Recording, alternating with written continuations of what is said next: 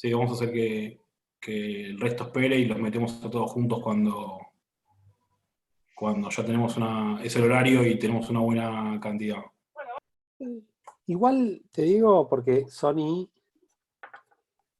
-5. parte de las buenas prácticas ahora es como darle el ok a la gente un par de minutos antes y empezar en punto, ¿no? No ir a más, digamos. Si la gente entra antes y está viendo, está todo bien. Hola, Ah, ese. ok. Abrazo grande, Ale. Abrazo del alma. Fuiste al peluquero casero, veo. No te puedo mostrar la parte de atrás porque no quedó tan prolija. Así que se hizo lo que se pudo. Me imagino. Mirá qué buen sillón peronista metiste. ¿Qué es que? Yo te digo una cosa, me construí una oficina 2 semanas antes de la cuarentena sin saber lo que iba a pasar. ¿Viste? Tengo escritorio, sillón, no sé, me pintó el escritorio. Así que, pero me vino bárbaro, ya lo amorticé. El otro día te habías puesto contento ese porque estaba en una que era como una especie, en una compañía tecnológica de las top, ¿no? Y era una especie de guerra de quién tenía el mejor fondo de pantalla, ¿no? Entonces, uno estuvo bien porque se puso de fondo de pantalla, era una foto de la oficina toda vacía, decía, soy el único que laburo, ¿viste? Mentira, digamos, una foto. Se puso ahí adelante. Y después vino otro y se puso tu cancha, como de fondo, como en el medio de la cancha, ¿no? Así que estaba ahí con tus azul y amarillo así bien brillante. Inmediatamente uno tuvo la reacción que no la tenía antes, pero consiguió una foto de la cancha de River y se puso a la cancha de River. Así que era una guerra, como viste, quién era el más fanático en ese momento. Interesante. Sí. Acá hay que poner fondo rojo y listo, porque lo demás suena muy frío, ¿viste? Entonces, acá pongo fondo rojo y queda más cálido el ambiente. ¿Entendés? Ah, bueno. Perfecto. Acá tenemos un hincha del rojo, no de los tuyos, de rojo y blanco. Es Bueno. Es el coach de los jugadores del rojo. No sé qué pasó, que a algunos los hice confitriones, a ese, a Gaby y a Alan, para que nos den una mano con el tema de abrir y cerrar micrófonos, que a veces se descontrola, o por cualquier cosa, para dar entrada a la gente que llega más tarde. Sí.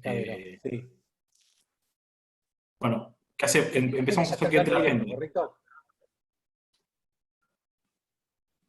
Alguien está habilitando a toda la gente. Bien. Gaby.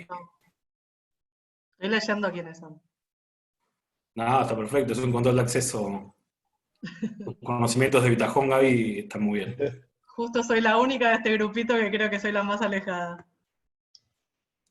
Pero aprendo mucho de ustedes, chicos, todos los días. ¿Cómo estás, Saúl? ¡Saúl!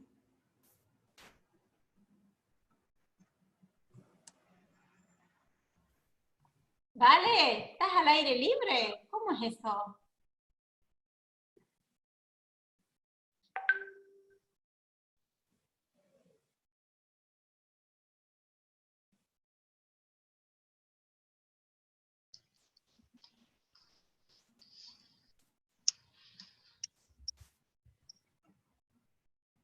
¿Nadie habla? Estamos Ahora, en acá, este momento no. está entrando la gente, es como la previa. ¿Y Estábamos Valeria dónde está? Te estábamos esperando a vos, Saúl. ¿Estás en Punta del Este, Valeria? Ojalá. Ojalá. Ahí entró Marcelo, pero no quiere que lo veamos, así que está sin cámara. Buenas tardes para todos. Buenas Hola, tardes. ¿cómo están? Hola a todos.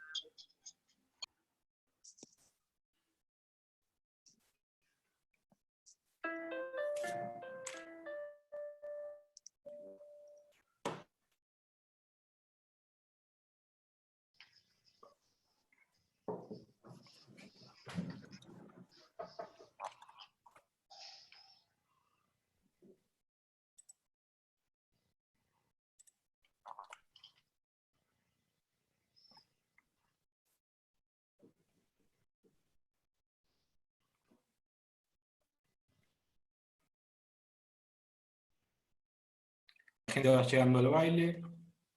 Señor.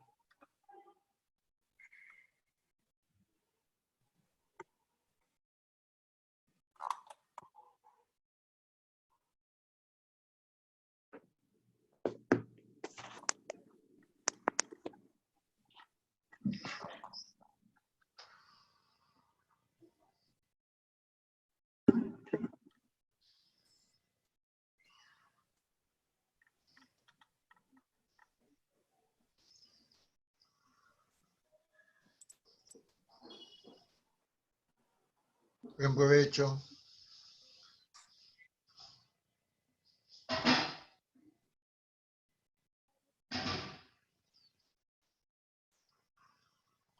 Ahí está Paul Cogan representando a la comunidad de Córdoba.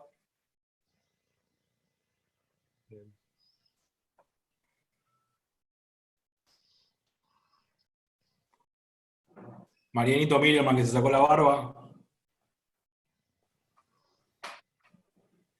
¿Qué pasó, Marianito? ¿No te identificaban en tu casa ya? No, pensaban que era talibán.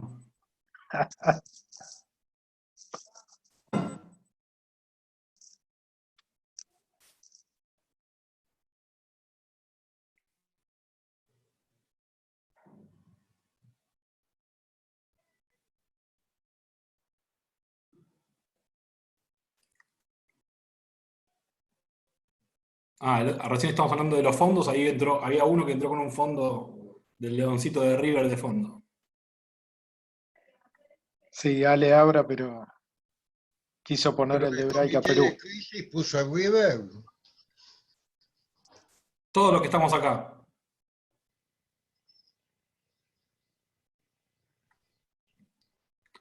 Todo por los 17 meses. Incluso Marcos Peck, el que desde Colombia es de River también. Así es. Marcos Pekel también es de River. Todos tienen algún defecto, hasta Marcos. Pero ustedes vieron que ahora se da un efecto que hablar de fútbol ahora es como hablar de algo que no tiene ningún Es impacto en prehistórico. nada. Es totalmente marginal el fútbol, es increíble y con la perspectiva de volver, quién sabe cuándo, ¿no? Digamos, La semana que viene empiezan los campeonatos europeos. La FIFA cambió las reglas de los cambios y la Confederación Latinoamericana está pensando.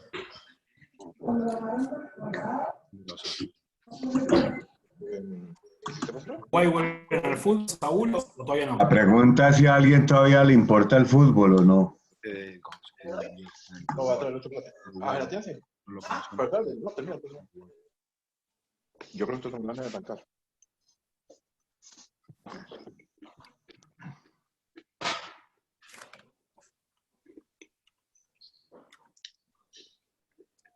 Bueno, si les parece, son casi 4 y 5. Vamos a empezar por respeto a los puntuales.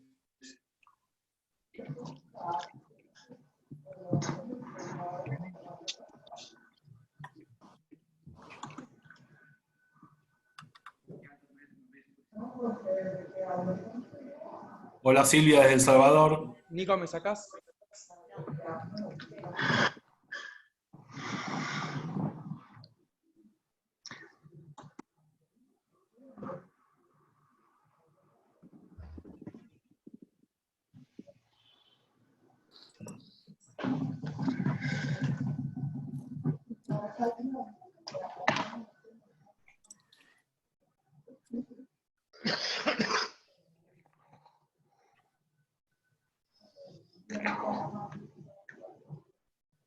Danilo, ¿no aprovechás y nos decís de dónde es cada uno? Hay de todos lados, Saúl. Tenemos gente de todo el continente, cruzando el océano también. Necesitaríamos como 2 horas para... Pero hay de todos lados, hasta... Recién saludaba a Silvia de El Salvador y de ahí para abajo. Ahí en el chat se están saludando y diciendo de dónde son, si quieren. Ahí va. Bueno, vamos a ir arrancando con la presentación. Así que los que todavía no están silenciados, empezamos a silenciarnos.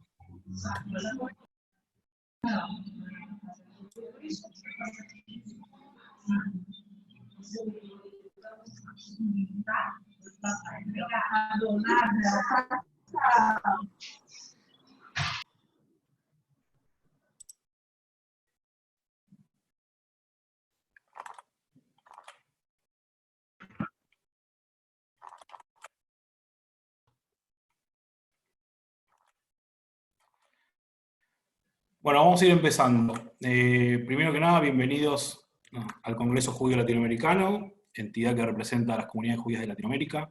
En el marco de esta crisis pandémica que vivimos, es importante mencionar que en el Congreso Judío trabajamos ya hace algunos años en la creación y desarrollo de equipos de gestión de crisis en las comunidades de la región, y también articulamos sus capacidades. En esta oportunidad queremos centrarnos en un aspecto que es, pero creo que sobre todo será fundamental, que es liderar organizaciones, liderar proyectos durante las crisis y después de las crisis. Pero para este tema contamos con un excelente referente, Alejandro Melamed, quien será presentado en algunos segundos más. Antes de eso, algunas consideraciones técnicas. Como recién comentábamos, todos empezamos silenciados. Sobre el final vamos a tener un espacio para algunas preguntas, algunos comentarios. En cualquier momento pueden enviarme sus preguntas a mi chat directamente, a mí, no al chat general, y sobre el final las vamos a ir haciendo, pero ya pueden, a medida que las tengan, las pueden ir escribiendo ahí.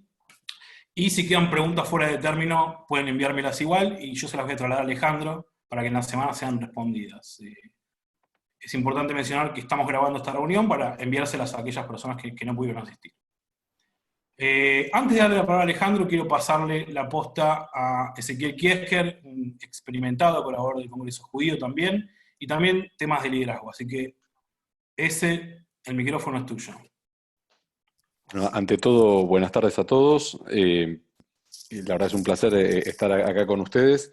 Y cuando hablábamos con Danilo y con Claudio sobre Ale, me dice, bueno, siempre solemos en cualquier reunión o en cualquier espacio presentar al disertante o a quien nos acompaña.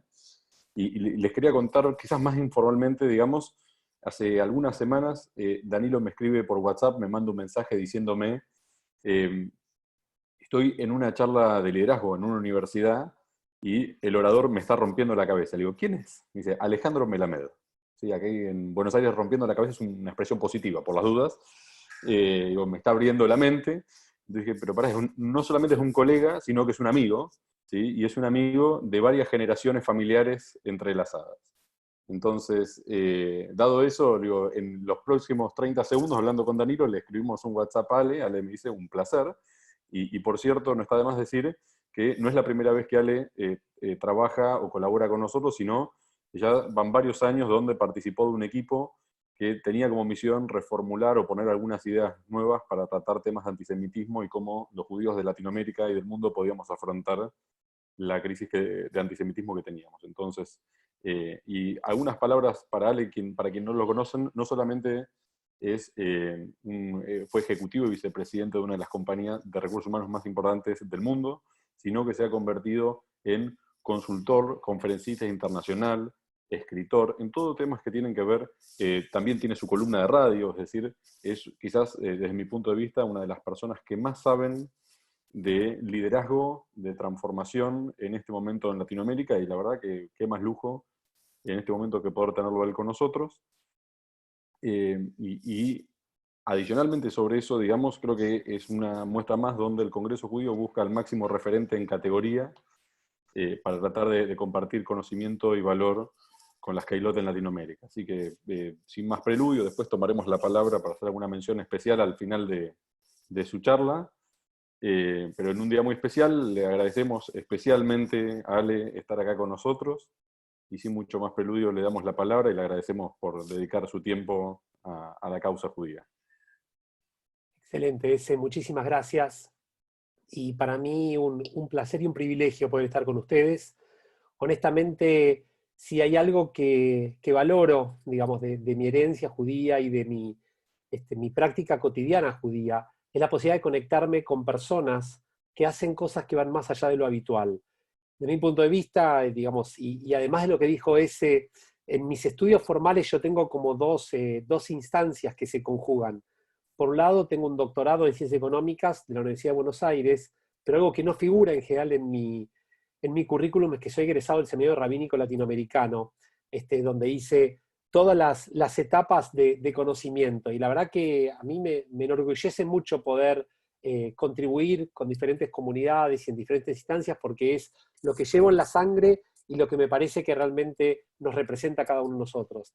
Y en esta actividad en especial hay como una idea que quisiera transmitirles, y es que ustedes acá no están solamente por lo que representan, sino fundamentalmente porque cada uno de ustedes es un agente multiplicador.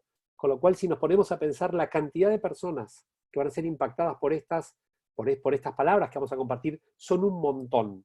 Entonces, yo lo que quiero es tratar de transmitirles parte de mi experiencia, tiene que ver con trabajar con las principales empresas de Latinoamérica, y durante estos 2 meses y pico lo que hice obviamente es el foco específico en todo el tema de COVID-19, qué hacer y fundamentalmente cómo prepararse para la próxima etapa, para el día N+1.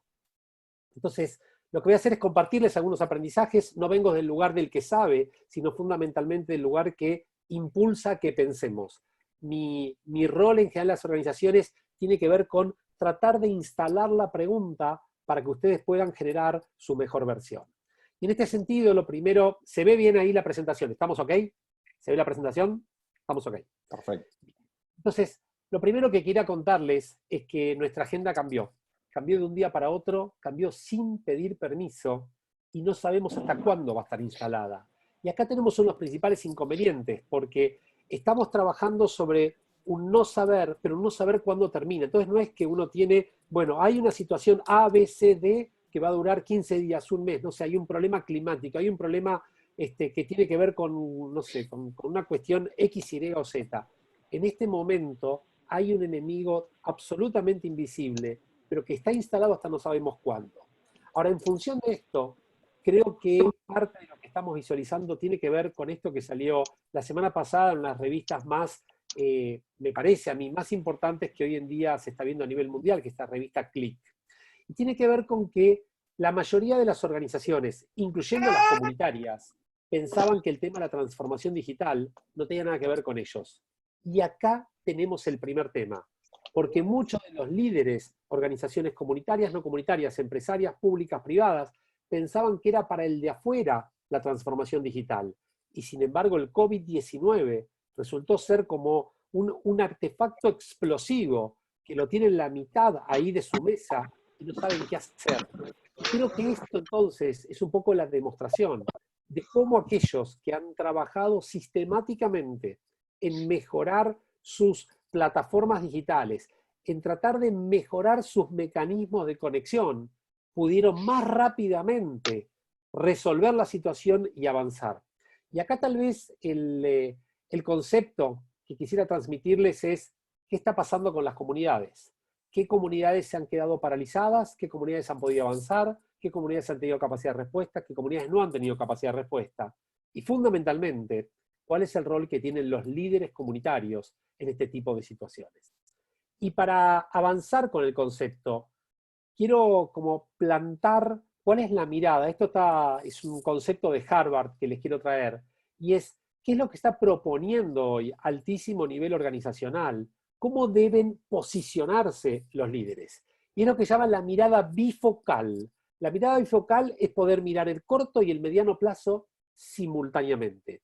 Es poder mirar lo que pasa y lo que puede llegar a suceder. Es como el jugador de ajedrez que se adelanta 2, 3, 4 jugadas a lo que está sucediendo.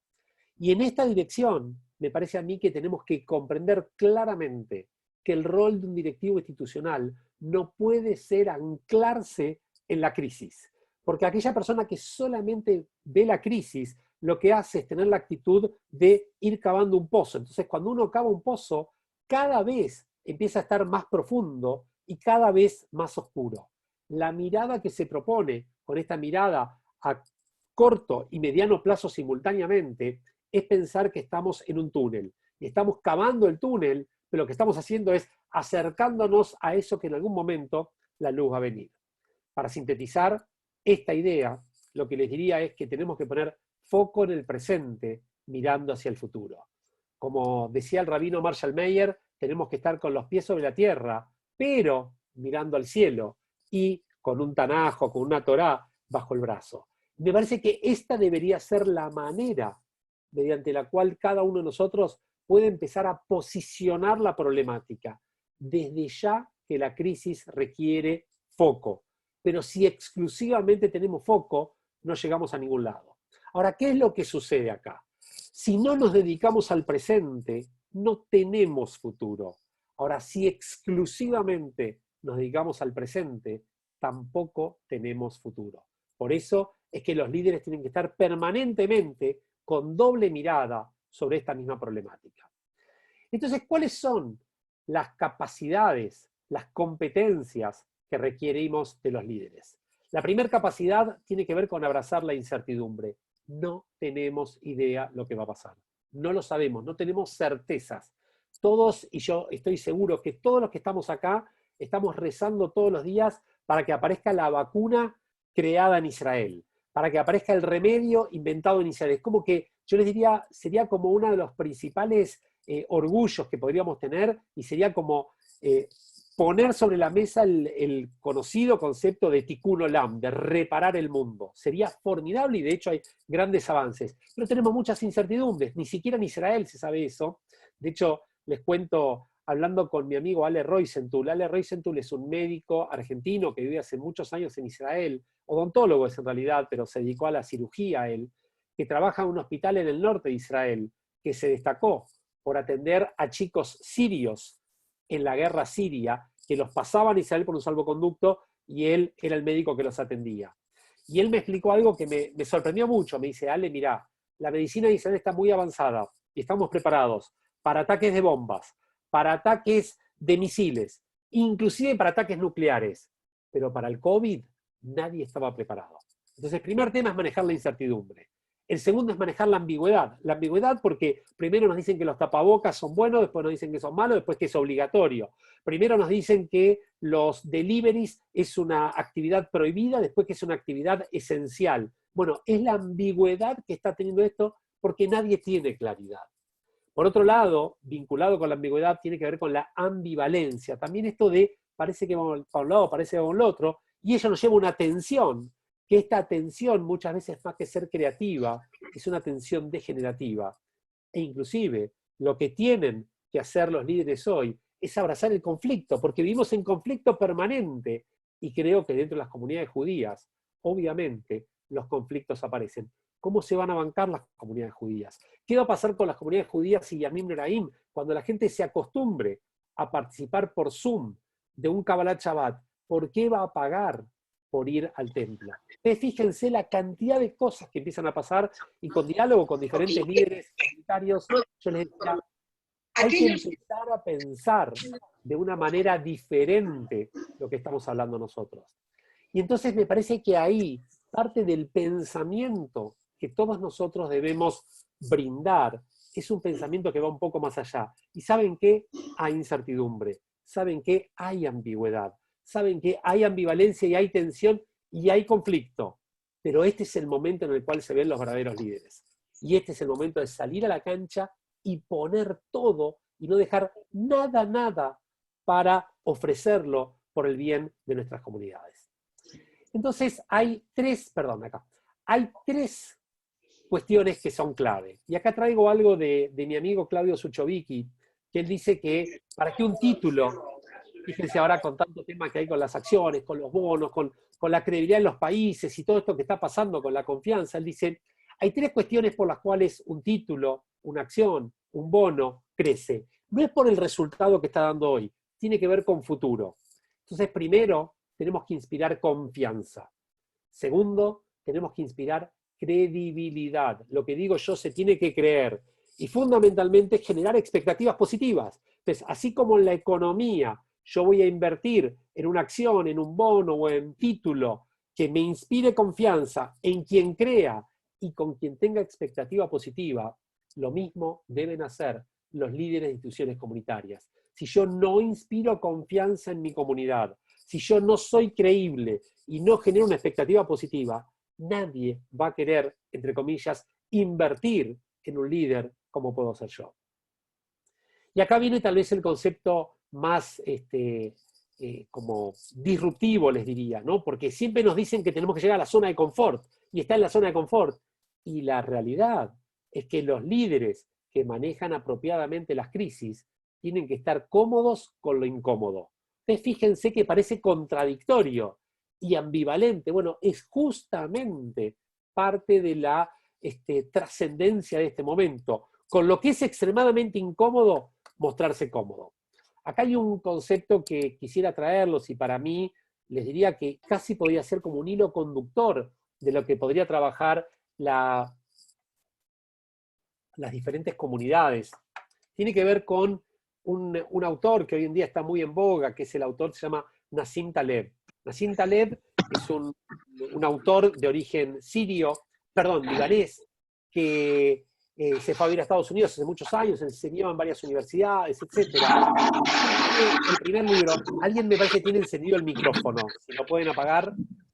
Y él tiene un primer libro muy conocido que se llama El Cisne Negro, del cual todo el mundo está hablando y sabemos que vivimos en un cisne negro porque es un hecho no conocido, no anticipado, que cambia el curso de la vida del mundo. Pero él tiene otro libro que para mí es más impactante aún, y él habla de la antifragilidad. ¿Qué es la antifragilidad? Él lo que dice es, tenemos cosas que son muy frágiles y que viene otro, tac, y que lo que hace es quebrarlo rápidamente. Tenemos cosas que son muy robustas, y las cosas robustas son muy duras y son como esas comunidades que durante mucho tiempo están bien, hasta que viene un golpe y ese golpe es letal y las destruyó. Ahora tenemos el tercer tipo, dice él, que es el antifrágil. El antifrágil es aquel persona, organización, comunidad, que lo que hace es prepararse todo el tiempo para la próxima crisis. Y cada crisis lo va haciendo mejorar. Si ustedes me preguntan, este sistema del Congreso Judío Latinoamericano y cada uno de ustedes en cada una de sus comunidades, como dijimos, desde El Salvador, Barcelona, vi que había gente de Madrid, por toda Latinoamérica, por todo el interior de Argentina. Yo creo que tenemos que entender que parte de nuestra capacidad, que muchos lo llaman resiliencia, pero lo que dice Taleb es que la antifragilidad es mucho más que resiliencia, es como el bombero, digamos, resiliente, que viene de la química en realidad y de la física, es aquello que, digamos, se endurece más después de alguna crisis, de haber tenido algún golpe. El antifrágil es mucho más que el resiliente, porque se prepara para lo próximo que va a venir. Ustedes me preguntan, toda esta alianza de personas, toda esta comunión de personas que tenemos en el Congreso Judío Latinoamericano, representan lo que es la antifragilidad. Y les diría más, casi como que la historia del pueblo judío es la historia de la antifragilidad, porque cada golpe que parecía ser letal, lo que hizo no fue más que fortalecernos. Y el desafío que tenemos ahora es cómo a partir de todo esto salimos aún muchísimo más fortalecidos de lo que hemos sufrido. A partir de esta idea, yo quisiera como plantar un posicionamiento. Y el posicionamiento es también, me parece, muy judío y con, digamos, si quieren ustedes, un exponente muy interesante que podría ser Viktor Frankl, que habla muchísimo de esto, y es que lo que sucede es lo que es. También el Talmud habla mucho de esto. Lo que sucede es lo que es, y lo que hacemos con lo que sucede es lo que somos nosotros. Yo creo que tenemos que entender que el coronavirus está, el antisemitismo está, todo esto está. Ahora, ¿qué hacemos? ¿Qué actitud adoptamos ante esto que sucede? Representa quiénes somos nosotros. Y permítanme decirles, queridos compañeros, colegas, personas que somos todos nosotros, compartimos que somos amantes del pueblo judío, que somos amantes de la continuidad judía fundamentalmente. Creo que este es el momento de demostrar, como se dice en inglés, who's who, quién es quién. Y es el momento de demostrar lo que somos y lo que podemos ofrecer. Me preguntan, es el mensaje que permanentemente nuestro Estado de Israel le brinda al mundo, donde ante cada situación brinda una respuesta demostrando esto que en Yiddish se dice el Menschlichkeit, ¿no es cierto? Ser buena gente, ser realmente un Mensch es ser un hombre, una mujer de cuerpo entero, ¿no? Y creo que esto es lo que tenemos que entender. Y es el momento de mostrar así, digamos, como el ejemplo que les daba de Ale Roisenthal, ¿no? Que uno puede decir, no, ¿cómo voy a atender a un chico sirio en Israel? No, no, no. Nosotros demostramos que vamos mucho más allá de esto. Y este momento de la historia es una invitación a todos nosotros a demostrar quién es quién. Y tal vez la manera de demostrarlo es con experiencias memorables. Permítame decirles que para todos nosotros, este año, estos meses van a ser absolutamente memorables. Les aseguro que para mí son meses que nunca en mi vida hubiera pensado que iban a desarrollarse de esta manera. Los últimos 3 meses, o más o menos, sí, 2 meses, fueron como una especie de montaña rusa emocional, que es lo que estamos viviendo absolutamente todos. Les aseguro que para mí, hasta podría decir las últimas 72 horas, no sé, cada día que va pasando es no una montaña rusa, una triple montaña rusa como la más divertida para algunos, compleja para otros, que podemos ir en cualquier lugar del mundo. Ahora, ¿qué es lo que sucede? Estos momentos son momentos en los cuales vos decís, son experiencias, ¿por qué memorables? Porque te quedan para toda la vida. Porque todos nosotros nos vamos a preguntar dónde estabas en el 2020, dónde pasaste tu cuarentena, qué es lo que hiciste en el 2020. Así como vieron, a todos les preguntan, ¿qué hiciste vos el 11 de septiembre? ¿Dónde estabas el 11 de septiembre del 2001? Y también para mí fue una experiencia absolutamente desgarradora el 11 de septiembre del 2001. Bueno, para todos ustedes les aseguro que pueden convertir este 2020, este momento del coronavirus, del COVID, de como lo quieran llamar, en una experiencia que sus keilot digan, ¡wow! Mirá lo que hizo mi keilá por mí, por mi familia, por mi país, por el mundo.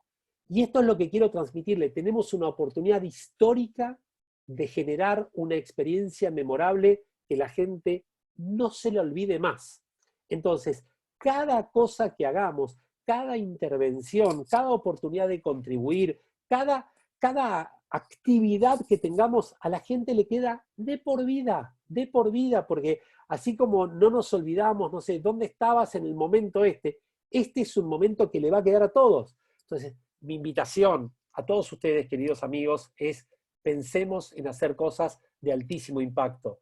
No vamos a tener otra oportunidad de hacerlo para que nos recuerden en el coronavirus, o en la cuarentena, o en el COVID, o como lo quieran llamar, ¿qué hicimos nosotros? ¿Cuál es la actitud que adoptamos? Así, no sé, como en Argentina, nadie se olvida de cómo actuaron las empresas en la crisis del 2001, o más atrás en el tiempo. Nadie se olvida cómo reaccionaron un montón de comunidades en la época del proceso. Ese era el momento de actuar.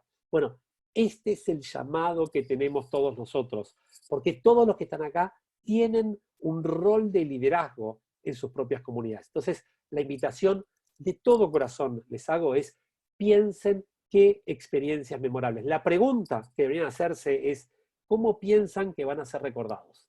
¿Cómo quieren ser recordados respecto a su actuación en el COVID-19? Este es el momento de generar esa experiencia para que dentro de 1, 2, 3, 5, 10 y 20 años digan, ah, no, esta gente que manejó esta crisis hizo algo, como se dice en hebreo, yotze min haklal, como extraordinario. Y me parece que ahí es clave. Bueno, a partir de esto lo que quiero contarles es cuáles son los aprendizajes que se está tomando de los diferentes lugares del mundo respecto al coronavirus, a la cuarentena, al COVID. Primer punto, y esto es de un profesor que es, como les diría, la referencia mundial de lo que es recursos humanos a nivel global. Es el número 1. Se llama Dave Ulrich. Dave Ulrich, yo tuve la posibilidad de estar con él una semana en la Universidad de Michigan estudiando, y es un genio. Hizo un Webex como un seminario en el cual había gente de todo el mundo. Y dijo esta frase que a mí me quedó grabada. Y él dijo, cuando aumenta la presión, disminuye la tolerancia. Él explicaba, todos somos muy buenos, pero cuando estamos en un contexto tranquilo, a mayor presión, menor nivel de tolerancia. Piensen cuando están cansados, piensen cuando tienen sueño, piensen cuando tienen hambre, piensen cuando están aburridos, piensen cuando no saben, cuando no tenemos dinero. Bueno, creo que tenemos que entender, fíjense, a mí me gusta, hay una frase judía muy talmúdica, digamos, muy conocida, que dice que a la persona se la conoce en 3 situaciones: casó, quiso o cosó, que inclusive como cacofónicamente suena interesante, ¿no? Casó es cuando está nerviosa, cuando entró en ira, ¿no es cierto? Quizó, cosó, primero voy a decir, es cuando uno toma. Y después, cuando le ponemos la mano en su bolsillo. Entonces, esos son momentos en los cuales te das cuenta quién es quién. Bueno, también lo que tenemos que entender es que todos nosotros tenemos una reacción muy impulsiva y es una cuestión cerebral que cuando estamos cansados sale lo peor de todos nosotros. Piensen un día, 8:30 de la noche, llegan a casa después de trabajar todo el día, cansadísimos, con mucha presión, y tienen un problema con alguien. Lo primero que hacen es escribir un mail, lo que sea, y muy nerviosos poner el send. Y cuando uno lo mandó, dice, no te puedo creer que mandó esto. Porque hay como una especie de piloto automático que actúa ahí en nosotros. Entonces, tenemos que entender que la presión en todo el mundo va creciendo, en todas las personas va creciendo, la tolerancia cada vez es más chica, y ante esto hay una respuesta saludable. Y la respuesta saludable tiene que ver con 3 palabras: serenidad, humanidad y transparencia. Serenidad para no actuar instintivamente, para permitir que nuestro cerebro, nuestra megacomputadora que tenemos acá, tenga ese segundo de pero les aseguro que son 1 o 2 segundos que tenemos que oxigenar el cerebro para que no reaccione nuestro instinto. Humanidad, para entender que si hay algo que hizo el COVID-19 fue democratizar el problema en todo el mundo. Acá no hay nivel socioeconómico, no hay religión, esto le ataca a cualquiera. Y en tercera instancia, la transparencia. La transparencia con la cual tenemos que trabajar, porque hoy, y responder, porque hoy todo el mundo sabe todo. Y esto es lo más interesante de todos. Hoy no hay posibilidad de ocultar nada. Hoy estamos a muy poquitos caracteres de que cualquier persona en cualquier lugar del mundo sepa lo que está pasando. Entonces, ante la dificultad, si usted me pregunta, esto debería ser como el ABC para responder ante una crisis. Serenidad. Serenidad no significa no tener precisión, serenidad no significa no tener velocidad, serenidad significa estoy en control y no la situación me controla a mí. Humanidad, para entender que hay seres humanos de todos lados, y transparencia, porque todo lo que pasa se sabe muy rápidamente. Piensen, si no, lo que le pasó al premier de Inglaterra, ¿no es cierto?, que quiso ocultar cuánto tardaron en comunicar todo el mundo lo que estaba pasando con Boris Johnson. Nada. Bueno, esto le pasa a las empresas un montón. Tratan de ocultar. No tenemos casos. Vos podés tener casos. No es una vergüenza tener un caso. El problema es ocultarlo. Y esto también pasa con muchos países, que ocultan información. Y esto se sabe muy rápidamente y el tiro después termina saliendo por la culata. Hay una sigla, que es la sigla VICA, que la escuchamos hace mucho tiempo. Esto viene de los sistemas militares que hablaban de volatilidad, incertidumbre, complejidad y ambigüedad. Reitero, volatilidad, incertidumbre, complejidad y ambigüedad. Esto se hablaba hasta el 1 de enero de este año.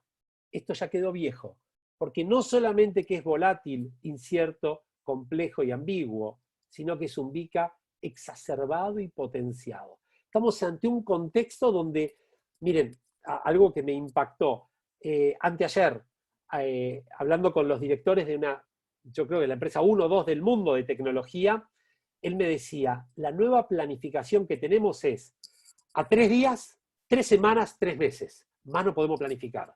Entonces, piensen, yo les digo, mi experiencia en Coca-Cola, que trabajé 17 años ahí. Nosotros estábamos 9 de los 12 meses del año planificando el año siguiente. Imagínense si hoy estuviéramos trabajando sobre las hipótesis planteadas en marzo del año pasado. Esto era, no sé, Argentina y Latinoamérica era Suiza al lado de lo que estamos viviendo ahora. Bueno, por eso hablamos de un VICA exacerbado y potenciado a la potencia que le quieren poner ustedes. Cada uno le pondrá en su país cuál es la potencia. El otro aprendizaje, como les decía, la mayoría no estaba preparado para esto. Las organizaciones, las empresas crujen, pero crujen en serio. Cuando digo crujen es que pueden irse a la bancarrota porque no estaban preparados. Miren, diálogo con un director de recursos humanos de una de las principales empresas automotrices del mundo. 5.000 empleados él conduce. Le decía, Ale, nos dimos cuenta que ninguno de nosotros estaba preparado para trabajar desde su casa, porque los sistemas de autentificación, los sistemas de seguridad y todo esto, no permitían a la gente trabajar en su casa. Ustedes se dan cuenta, no existía ese plan. Mientras tanto, les quiero dejar algo que ojalá no suceda, pero quiero dejarles planteado esto.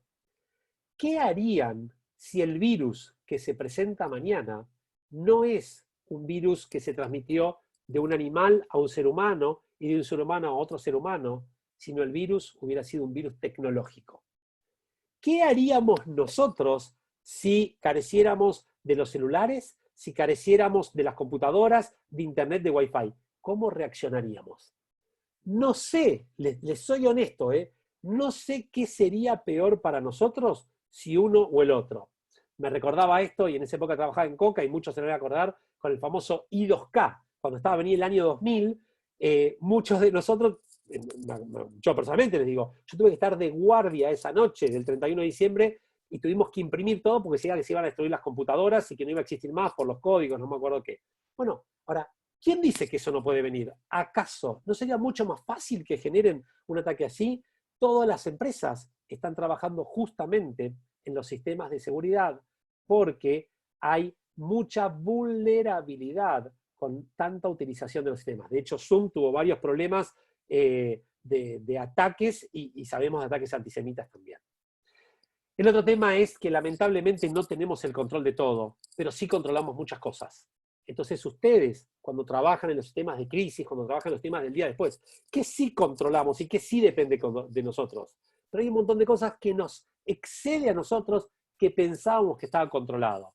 Y les aseguro que cada uno de nosotros tiene infinidad de temas para hablar, que pensaba que tenía toda la botonera a su control y de repente vino uno por la ventana y le tocó la botonera y le rompió todo su esquema, todo lo que tenía planificado. Entonces la pregunta que yo les hago es, ¿qué cosas controlamos? Traten de pensar ustedes qué cosas controlan y si realmente están controlando todo lo que deberían controlar. El otro planteo, y esto es lo que está pasando a nivel mundial, es que todos perdemos mucho. Todos perdemos mucho. Todos perdimos mucho económicamente. Se perdieron numerosas vidas, pero numerosas vidas, y todos tenemos a alguien que ha sido impactado, y tenemos nuestros hermanos de Barcelona y de Madrid que están participando, que saben mucho mejor que nosotros. Las comunidades de Estados Unidos están devastadas en este momento, pero también ganamos otras cosas. Fíjense qué contradictorio, que ganamos aquellas cosas que nos quejábamos que no teníamos, como quedarnos en nuestras casas, estar con nuestras familias, tener tiempo para descansar, tener tiempo para no estar apurado, ganamos el tema que no tenemos que viajar y no tenemos tránsito, etcétera, etcétera. Pero a su vez, perdimos un montón, que era de las cosas que nos quejábamos que teníamos en exceso. Entonces, creo que tenemos que darnos cuenta, porque hoy en día se está dando lo que económicamente se llama la economía del encierro, y todas las empresas están trabajando en cómo poder generar nuevamente la demanda, porque a nivel empresarial y a nivel comunitario pasa exactamente lo mismo. Las personas consumen solamente aquellas cosas que son esenciales, y todos nos dimos cuenta la infinidad de cosas que no son esenciales y podemos seguir viviendo. Entonces, todas las empresas que venden cosas que son de, entre comillas, lujo en este momento, que antes eran, la dábamos, no, hoy no existe más. Entonces tienen que estar revisando todas sus estrategias de marketing. Fíjense inclusive con la estrategia de marketing lo que tiene que cambiar la publicidad. Hoy nos genera un choque si hay una publicidad donde hay dos personas que se abrazan. Nada más que eso ya nos genera un shock. Imagínense, cambio total. Todas las empresas tuvieron que grabar publicidades, pero con cada persona en otro lugar. Cambió todo.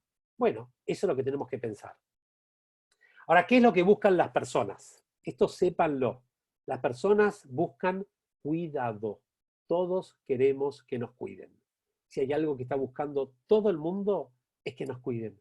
Que nos cuiden cuando estamos sanos, que nos cuiden si nos enfermamos, no estar solos. Ustedes saben que el gran problema de todas las personas que están enfermas en este momento y están internadas es que sus parientes no pueden ir a visitarlos. Perdón, me voy a corregir. No podemos ir a visitarlos. Pero todos sabemos que somos vulnerables y todos podríamos estar en esta situación y no vendría nadie. Y cuando una persona está mal, busca fundamentalmente dos cosas: que no le duela y no estar solo. Y esto es lo que hoy está sucediendo. Entonces, además de la economía del encierro, empezamos a trabajar con otra cosa, que es lo que se llama la economía de la escasez. Porque ya no nos peleamos por la abundancia, sino nos peleamos por los recursos escasos. Nos peleamos por quién va a tener el respirador, nos peleamos por quién tiene la vacuna, y si hay alguien que la descubre, fíjense lo que está pasando en el mundo, me compro todas las vacunas para tener. Esto es lo que estamos. ¿Por qué? Porque las personas buscan cuidado. Los líderes políticos que hacen, mi gente busca cuidado, hago cualquier cosa, no me importa si es democrático, si no es democrático, y soy como el gran padre que lo que hace es cuidar a todos. Esto es lo que estamos viviendo. Y acá les traigo una frase de mi querido doctor José Eduardo Abadi, un psiquiatra muy reconocido en toda Latinoamérica, muy, muy reconocido, que él lo que hace es diferenciar entre el miedo y el pánico. Y yo creo que esto es importante, porque el coraje hoy no es ser el macho, yo hago algo. No, el coraje es no tener pánico. Ahora, no es no tener miedo. ¿Cuál es la diferencia? El miedo es la reacción de mi cuerpo ante una amenaza externa. Si no tengo miedo, soy un kamikaze. Ahora, cuando este miedo se transforma en pánico, veo la amenaza en cualquier lugar y mi cabeza está invadida por las amenazas y me paralizo. Entonces, José Eduardo nos dice, sí al miedo útil, no al pánico inútil, que no nos lleva a ningún lado. Y entonces, les diría que hay una... perdonen, ahí lo pongo de vuelta. Ahí, ¿dónde estamos? Puede pasar estas cosas, nos puede pasar a todos. ¿Dónde estamos? Acá está.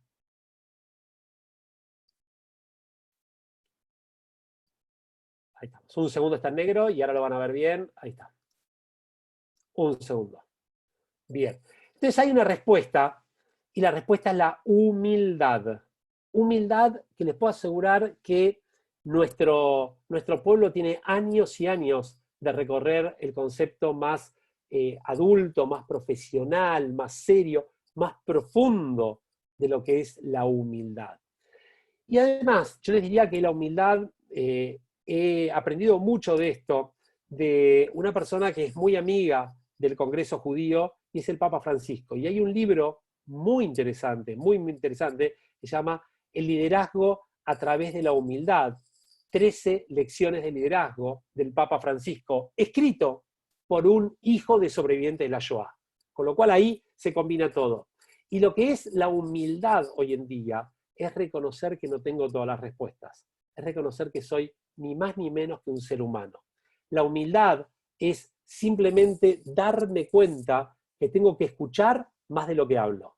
La humildad, según este libro tan interesante del Papa Francisco, tiene que ver con lo que él llama liderar desde la frontera. Es decir, no me quedo en mi sillón, sino que voy más allá. Humildad, lo sintetiza el autor de este libro, es huele como tu rebaño. Huele como tu rebaño. Es no pienses como estás vos, sino pensá como piensa el otro. Y para cerrar este concepto y dejar el espacio para las preguntas y respuestas, lo que quisiera transmitirles es que la humildad hoy significa darme cuenta que hay otras personas que necesitan mucho más que yo. Ustedes saben que hay algo que para mí es increíble, como la idea... Hay alguien que está hablando, si cierran el micrófono. La idea de la Tzedaká es increíble, para mí es tan potente. Se hizo un estudio de cuáles fueron las empresas chinas que mejor reaccionaron ante el coronavirus. Y las empresas chinas que mejor reaccionaron, más allá del tema de infraestructura, de liderazgo, de lo que quieran, tenían una cuestión. Y la cuestión está que eran empresas que habían generado acciones solidarias, acciones de voluntariado y acciones de conexión con la comunidad. Y para mí fue muy potente leer esto, y les cuento una historia que me contó una alumna mía de la Universidad de San Andrés en la maestría. Me dice, no solo adhiero a lo que decís cuando yo le estaba explicando este concepto, y fíjense, estaba hablando de tzedaká sin decir que era tzedaká. Fíjense, para mí hay como 2 o 3 cosas que les digo. Esto es una posibilidad de tikkun olam y de tzedaká. Son los 2 conceptos más grandes, y de humildad también, ¿no es cierto? Pero me contaba la experiencia, trabaja en la empresa china que se llama Sinopec, es la empresa china de petróleo, y trabaja acá en Argentina. A principios de enero, todos los jefes de acá, que son 5, que son, dijo, 4 chinos y un argentino, tenían que irse a la reunión mundial en China. Antes de que se fueran, todos los líderes les pidieron a todos los empleados que compraran muchos barbijos, una cantidad importante, para que sus jefes lo pudieran llevar a China. Imagínense los empleados argentinos todos diciendo, ¿te parece una vergüenza? ¿Cómo van a pedir a mí? Una empresa petrolera con la plata que tiene, ¿me vienen a pedir a mí? Ok, pero todo el mundo, cuando trabaja en las empresas, en general se termina obedeciendo, compraron y se lo llevaron los líderes en sus valijas a China cuando viajaron.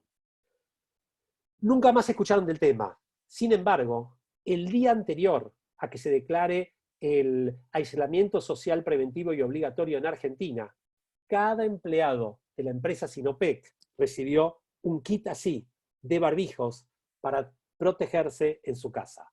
Me parece que ahí nos damos cuenta cómo el círculo cierra, ¿no? Y yo creo que esto es de lo que se trata liderar en la crisis. Ser muy sereno, tener mucha humanidad, tener mucha humildad, tener mucha empatía, tener mucha capacidad de entender al otro y darnos cuenta, como se dice en hebreo, Gam ze ya'avor. También esto va a pasar, pero lo que no va a pasar es nuestra actuación y cómo nosotros reaccionamos ante una situación de extrema demanda hacia lo que son los líderes que tienen que transmitir ese mensaje tan importante en este momento. Yo lo que quisiera entonces son estos últimos 12 minutos, permitirnos, dejo de compartir, permitirnos para dialogar, para que me pregunten lo que quieren, porque para mí es un placer poder estar con ustedes y poder responder, digamos, haciendo esto que decíamos, ¿no? No solamente transmitirles, sino también poder escucharlos a ustedes. Bien, Ale, excelente exposición. Vamos a abrir un set cortito de preguntas. Tenemos primero a Yuri Muchenik, que quiere hacer alguna pregunta. Yuri, podés abrir tu micrófono y hacer la voz mejor. Muchas gracias, Danilo. Ale, un placer, muchas gracias. Quería preguntarte cómo evaluás vos el rol y el liderazgo de los gobiernos del mundo, y en particular de Latinoamérica y de Argentina en esta crisis. Está buenísimo. Mirá, a ver, yo lo que creo es que, como se dice, en las crisis sale lo mejor y lo peor, ¿no es cierto? Y yo lo que creo es que hubieron muchos que no escucharon lo que pasaba. Pero fundamentalmente lo que hubo mucho es lo que se llama el gobierno desde Twitter. Lo que hicieron la mayoría es tomar esta situación de crisis para ser como los que tienen todo el poder y deciden por todos. Entonces, si les sale bien, hasta inclusive puede ser peor, porque se llama la paradoja del éxito. Porque si aquellos que gobernaron de esta manera, encima les va bien con esto, van a ratificar que ese es el modelo predominante. Y hay digamos, una situación con el liderazgo en todo el mundo en este momento, y es que tenemos muchos líderes que no tienen el sentido democrático que deberían tener. Y esto, obviamente, tenemos lugares, a ver, ejemplos en todo el mundo. No quiero dar nombres porque la verdad, hasta inclusive en Israel, ustedes fíjense, el liderazgo en Israel tiene que ver con una cuestión de firmeza, y estoy acá, digamos, como un sentido de ser, digamos, omnipotentemente el único que tiene la verdad. Y si bien hay una cuestión que yo respeto en este sentido, porque durante una crisis vos no podés consultarle a todo el mundo, bueno, che, a ver qué opinan, que esto, que lo otro. Lo que sí creo es que, como dice mi amigo Claudio Fernández Araoz, en las crisis rodeate de los mejores. Y yo lo que veo, si querés acá con respecto a los liderazgos del mundo, es que lo que está crujiendo es el sentido de cooperación. Lo que está crujiendo es el sentido de alianzas, es el de pensar en conjunto. Es como que cada uno piensa fraccionadamente en lo mejor para sí. Es como si yo digo, ¿sabes qué? Quiero estar bien en mi casa y no me importa lo que pasa afuera. Y ese es un riesgo enorme. Y sí, lo que creo que este es un momento para mostrar liderazgos superadores. ¿Qué me gustaría a mí? que se rodeen no solo de los mejores infectólogos, sino que se rodeen de los mejores sociólogos, que se rodeen de los mejores líderes religiosos, que se rodeen de los mejores economistas, y que realmente esto sea una crisis que sea un mirar para adelante. Lo que visualizo es que solamente hay un mirar. Antes hablamos de la bifocalidad. Yo creo que miran solamente en el ahora y les importa, entre comillas, quedar parados de la mejor manera más que hacer el bien. Pero yo creo que este es un momento para hacer las cosas bien, pero además para hacer el bien. Y yo no estoy seguro que estén haciendo el bien. Me parece que muchos están haciendo el bien propio y lo piensan más con fines electorales que con fines de lo que se llama la sustentabilidad a largo plazo. Esa es mi opinión. Más allá de que hay casos espectaculares, de hecho, digamos, por lo que leo y por lo que veo, me parece, por ejemplo, un liderazgo como el de Uruguay está marcando un equilibrio muy, muy interesante en este sentido, tomando como lo mejor de cada uno, ¿no? Pero veo algunos casos que realmente me causan, te diría, como un pánico, con la palabra que decía antes, por la acumulación de poder excesivo que están teniendo algunos. Gracias, Ale. Tenemos una pregunta de Abraham Halstuch, que tiene por internet, así que la voy a hacer yo. Abraham es la persona que coordina el equipo de gestión de crisis de la Comunidad Judía de Colombia, con lo cual tuvo mucho trabajo y tiene mucho trabajo. Y pregunta cómo mantener la motivación del equipo, de su equipo de crisis, durante este tiempo tan largo y que los afecta directamente a todas sus familias. Está buenísima la pregunta, y justo, ¿sabes, Abraham? Estuve en Colombia 2 veces ahora, estuve en Bogotá y estuve en Medellín. A ver, el factor de la motivación es fundamental en este momento. ¿Saben cuál es la principal motivación de la gente en este momento? Que antes de empezar cualquier conversación le preguntes cómo estás, qué necesitas. Tan solo eso. Lo que pide la gente hoy no es motivación económica, no nos cambia nada económicamente. Lo que nos piden es cómo estás, qué necesitas. Piden de líderes que lo que hagan es 12 palabras que son como primas: compasión y empatía. ¿En qué se complementan? La empatía es la capacidad de ponerte en el lugar del otro. Pero no es solamente me pongo en el lugar del otro, sino vivo como vive el otro, siento lo que siente el otro, vibro como vibra el otro. Pero la compasión es acompañar el dolor del otro. Y hay los expertos de las mejores universidades de Estados Unidos describen que la emoción más similar que la que recorre el cuerpo de todas las personas del mundo en este momento es la sensación del duelo. Y el duelo tiene que ver con dolor, digamos, sí. Y les puedo asegurar que puedo firmarlo a 4, digamos, donde quieran esto, que lo que sentimos todos es el dolor del duelo. Porque el dolor del duelo no es que te duele físicamente, te duele el corazón. Y lo que le pasa a todo el mundo, por lo que decíamos antes, por todo lo que perdió, pero perdió en afectos, en emociones, en situaciones, en viajes, en infinidad de cosas, en experiencias. Lo que quiere la gente cuando está de duelo es que lo abraces. Ahora, ¿qué es lo que dicen? ¿Qué es justamente lo que pasa? Lo que no puede haber hoy es abrazo. Y esto es lo que está pasando. Entonces, tenemos que descubrir mecanismos para ese abrazo de oso virtual que tenemos que darle cada uno de nosotros a la otra persona en este momento. ¿Cómo se da ese abrazo virtual? Simplemente quedándonos ahí al lado del otro diciendo: ¿en qué puedo ayudarte? Decime en qué puedo ayudarte. Y lo digo no por una fórmula, sino lo digo como Nicola Lev, con todo mi corazón, ¿no? Entonces esto es conexión auténtica. Esa es la mejor manera de motivación en este momento. Es más simple, como dicen los americanos, dicen simple but not easy. Simple pero no fácil. Gracias, Ale, clarísimo. Diego Levi, que es el responsable del equipo de crisis de la Sociedad Hebraica Argentina, tiene una pregunta. Hola, Alejandro, gracias por estar aquí con nosotros. En realidad es una pregunta tal vez difícil de plantear, porque no todos estamos en la misma situación, pero lo quiero plantear desde el punto de vista tal vez médico, la crisis. En muchos países de Latinoamérica, en muchos países del mundo, la crisis llegó. En la Argentina, desde el punto de vista médico, nos preparamos todos y la crisis tarda en llegar, o tal vez no llegue, ¿sí? ¿Cómo manejar esa incertidumbre para el día de hoy, ojalá, para el día de hoy y cómo salir de esta situación en la Argentina, propiamente dicho, de una crisis catastrófica por llegar que tal vez no llegue. Sí. Está buenísima, está buenísima. Y Diego, quiero decirte algo. Si vos me preguntás, honestamente, te lo digo de todo corazón, ni sabía que ibas a estar acá. De todas las instituciones judías argentinas, la única que vi, perdón, digo de Buenos Aires, pero no de AMBA, porque no, y sé que en el interior están haciendo un montón de cosas, pero la única institución judía que tuvo presencia activa demostrando el principio de tzedaká y solidaridad, vi cosas de hebraica. Te soy honesto. Vi, las escuché y fueron percibidas por la comunidad. Te lo digo de corazón, ¿no es cierto? Gracias por mucho trabajo a contrarreloj. Gracias. Lo sé, lo sé.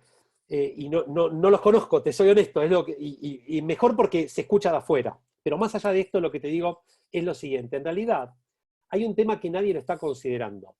Hay 4, para mí me lo explicó el otro día el doctor Facundo Manes, que es una eminencia, somos muy amigos, y me explicó algo que me sacó a la luz. Él decía, hay 4 curvas, en realidad, que hay que mirar del coronavirus. La primera curva es la curva propia del coronavirus, que es la que conocemos todos. La segunda curva, que tiene que ver con lo que decís vos, tiene que ver con la cantidad de personas que no reciben la atención que deberían recibir por están los recursos dirigidos al coronavirus. La tercera curva es más compleja aún y tiene que ver con toda la gente que está en tratamientos crónicos, que dejó de hacerse los tratamientos crónicos por tener temor al coronavirus. Y esto tenés gente con Alzheimer, tenés gente con tratamiento de cáncer, tenés absolutamente todo. Pero si estas 3 son complicadas, decía él, y a esto prestar atención lo que te voy a decir, es la cuarta crisis, la cuarta curva. La cuarta curva es la curva de las enfermedades mentales, porque todo esto que estamos teniendo todos nosotros no es gratuito. Ninguno de nosotros se preparó para estar 50 días en su casa. Ninguna empresa se preparó para que de un día para otro te digan, señor, esto se terminó. Entonces, él decía que me explicaba Facundo, hay una necesidad muy grande de trabajo en lo que se llama mental health, en salud mental. Cómo preparar a los equipos, a las organizaciones y a las personas para poder lidiar con esto que está pasando. En el caso de países como Argentina, donde además empezás a tener una crisis de credibilidad, porque decís, pará, me preparé con un arma atómica para matar un mosquito, teóricamente, que encima, hablando de mosquito, es peor el dengue que esto, y no estoy haciendo nada por el dengue. Entonces, yo creo que, a ver, vos dijiste, la pregunta era difícil de formularla, la respuesta es 10 veces peor, digamos, de formularla, ¿no? Yo no tengo, te soy honesto, yo no tengo la respuesta. Lo que sí te digo es que rápidamente, si no se adapta el discurso a esto, vos podés tener una crisis de credibilidad, porque te dicen, pará, invierto, acuérdense lo que decíamos, expectativa y digamos, hacia dónde va, ¿no? Y la credibilidad se te va a bajar, decir, pero pará, la próxima que me diga, quédate en tu casa, no viene, no te creo. Porque no es que nos dijeron, si te quedas en casa. Y yo creo, ¿sabés qué es lo que sucede? No se sabe lo que no se sabe. Y con esto está pasando esto. Nadie sabe realmente nada. Y yo doy el ejemplo con el tapabocas. Todos nosotros escuchamos de los funcionarios que decían, solamente, es más, mirá, yo usé, mirá, no me acuerdo quién había preguntado antes de Colombia, usé mi tapabocas para ir a Colombia, y me decían, estás equivocado, antes, hace 2 meses, justo 10 días antes volví del encierro, y me decían, vos estás loco, eso es solamente para la gente que está enferma, y en la tele decían, no usen tapabocas, porque solamente lo tiene que usar la gente enferma.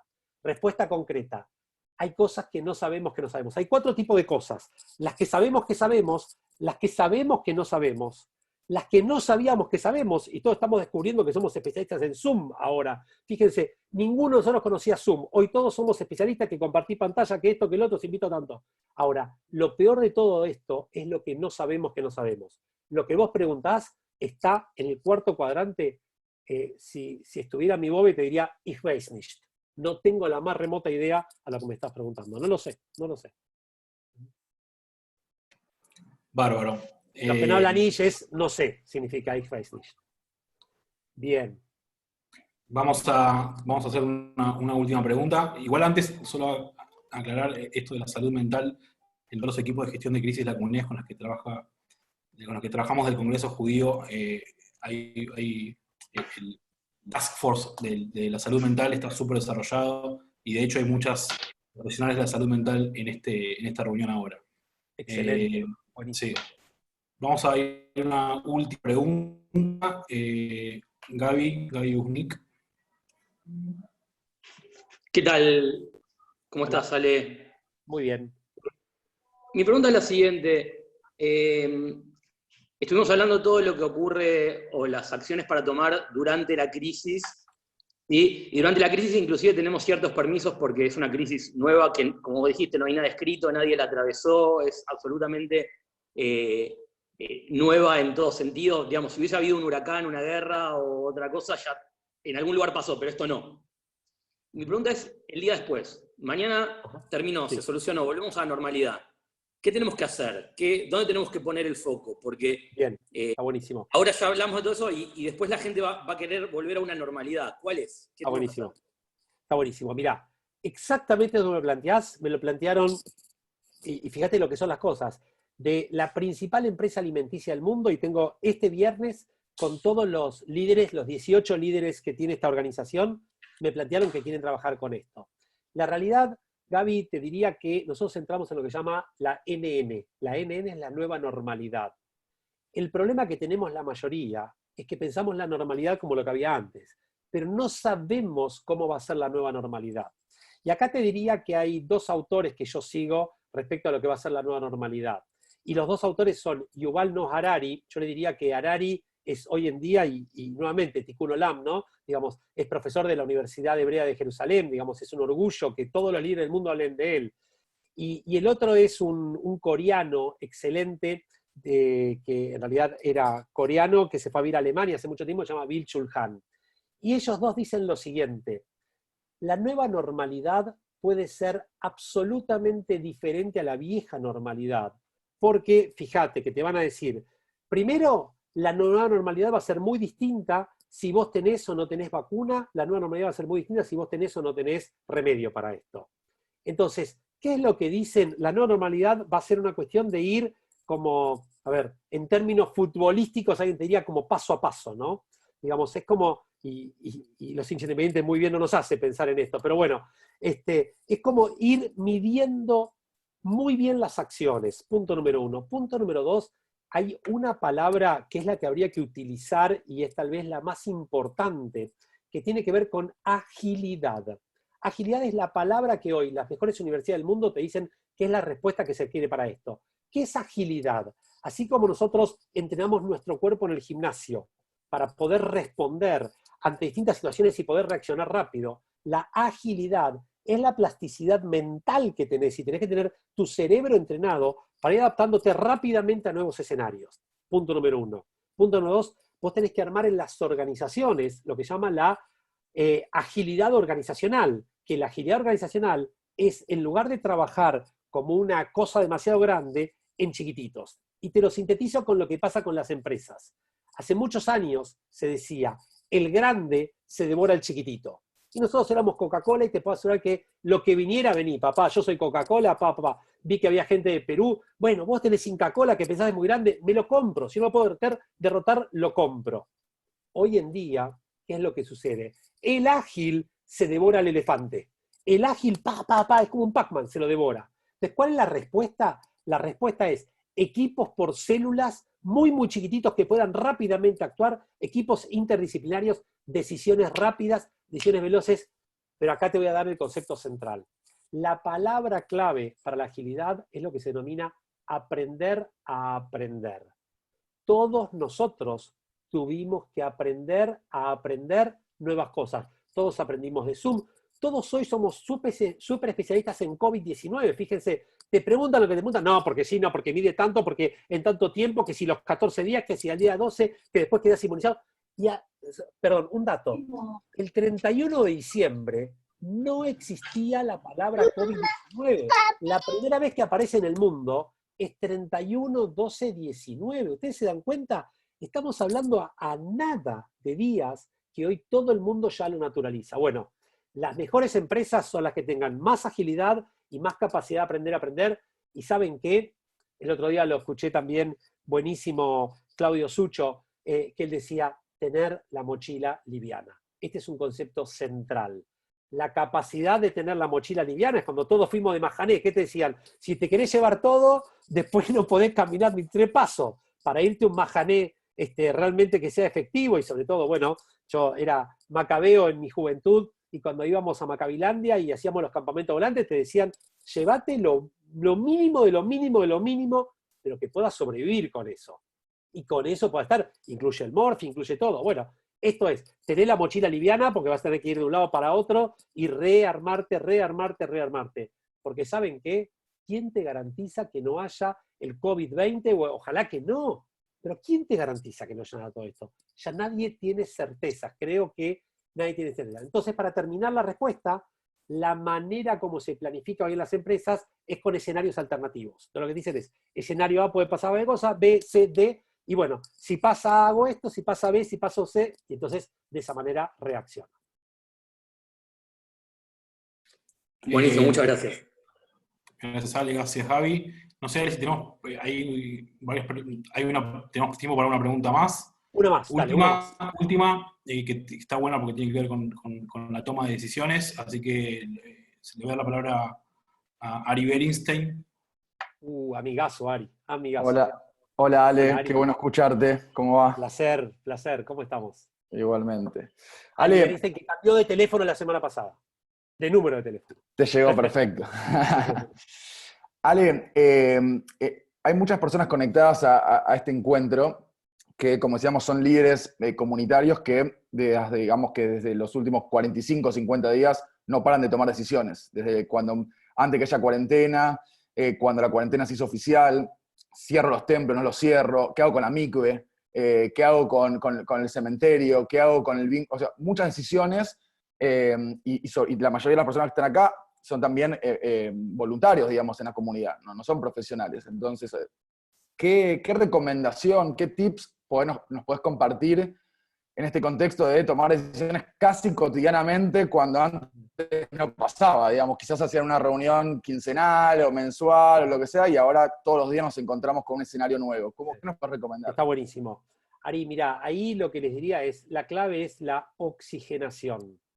El tomar decisiones con tanta velocidad, con tanta periodicidad y con tanto impacto, nos lleva un desgaste a todos. Esto es un tema, a ver, yo les diría, estamos corriendo una maratón, no una carrera de 100 metros. Eso implica que todos nosotros tenemos que tener la humildad que decíamos antes y la serenidad para recurrir a otros.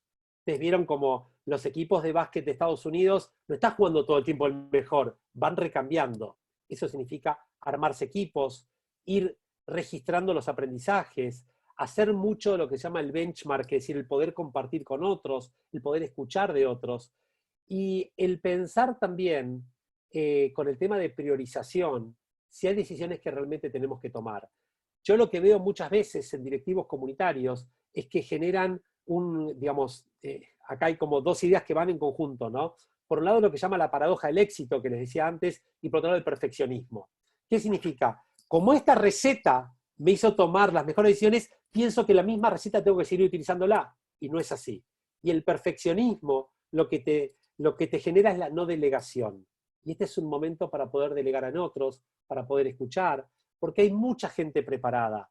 Y creo también que es un momento para entrenar a mucha gente y darnos cuenta que hay decisiones como que si no las toma bien, digamos, no pasa nada, pero en Silicon Valley hoy en día hay un concepto que es fail fast and forward. ¿Qué significa? Equivocate rápido pero hacia adelante. Entonces, te podés equivocar, no vas a hacerlo todo perfecto, estamos todos aprendiendo. De hecho, fíjense, esto es como aproximaciones sucesivas. Y esto es como mucho el concepto de Startup Nation en Israel, ¿no? Así se trabaja en Israel con el concepto de innovación. Es decir, no lo vas a hacer todo perfecto y podés recurrir a otros. Entonces lo que te diría es, para evitar el desgaste, permití a otros ingresar. Muchas veces los que toman muy bien decisiones, y especialmente en estos momentos, se van como colocando en un lugar donde es como se va reproduciendo el mismo concepto, porque como tomo bien las decisiones, me siguen diciendo que las tome bien, delego menos, y cada vez se amplía más la brecha. Y yo diría ese momento para acercarse. Con lo cual, es un día, ¿Qué pasa si no la tomo yo? No pasa nada. A ver, tenemos que decidir el templo si abre o cierra en Menorím, eso es importante. Ahora, tengo que decidir si los grupitos juveniles van a tomar de merienda o le vamos a llevar a la casa, no pasa nada. ¿Y saben qué? A veces cuando la toma otro, más fresco, de otra generación, con otra idea, con otra visión, la va a tomar tal vez mejor que vos. Entonces, me parece a mí que esto es como, deja entrar a otros y no entres en el síndrome que están entrando muchos gobiernos de cada vez centralizar, centralizar, centralizar, y al final te quedaste solo y decís, estás enojado, y al final, esta tarea que hacen todos ustedes, que la hicimos todos a nivel de voluntario en las comunidades, si no se disfruta, si tu familia encima te va a criticar porque estás todo el día trabajando para tu comunidad, y vos lo haces para tus hijos y para tu comunidad, y tu comunidad está enojada porque este sí toma las decisiones bien, pero es un autócrata, y bueno, al final estás haciendo lo que no querés que suceda. Entonces lo que le diría es, sé un mensch, no seas, no te la creas, y pensá que hay muchos otros que pueden tomar excelentes decisiones. Y también disfrutá de que otros tomen excelentes decisiones. Y vas a ver que posiblemente todos crezcan con esto. Bueno, muchas gracias, Ale. Espero que haya sido de utilidad para cada uno de los que estamos acá desde nuestros roles. Gracias, Ale, por compartirnos tantas reflexiones enriquecedoras, sobre todo en este día tan especial para vos. Desde el Congreso Judío Latinoamericano continuamos trabajando día a día con las comunidades para ayudarlas a incrementar sus fortalezas en la gestión de la crisis. Antes de terminar, le doy unas palabras de cierre a Ezequiel. Gracias. Ante todo, muchísimas gracias, Ale. Muchísimas gracias a todos los que participaron de este webinar o esta conferencia. Sí, queríamos hacer especial mención y un muy especial agradecimiento a Ale. El día de ayer falleció Pupi, Sara Simona Melamed, la mamá de Ale. Le pedimos a Ale varias veces de suspender esta conferencia porque creíamos que no estaban dadas las condiciones, pero creo que él insistió diciendo que el mejor cabot de todos para su mamá era él, haciendo esta conferencia y acompañando quizás a los judíos de Latinoamérica en esta misión tan difícil que tenemos.